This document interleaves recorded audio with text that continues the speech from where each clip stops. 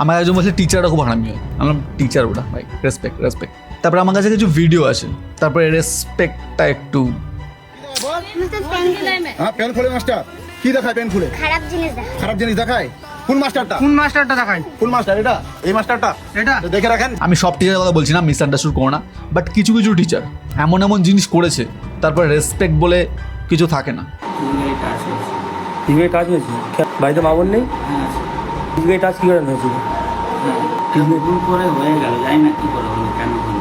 এই লোকটার মুখ দেখে মনে হচ্ছে কোনো রিগ্রেট, কোনো লজ্জা, কোনো ভয় আছে? একদমই না। কি হচ্ছে বলতে, মেয়েটার জামা প্যান্ট খুলে তাকে মানে কি হচ্ছে না আদর করা হচ্ছে।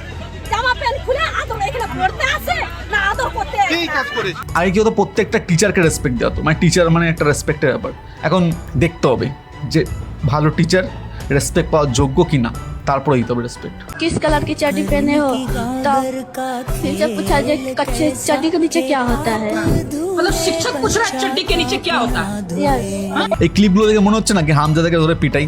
রেসপেক্ট আসছে?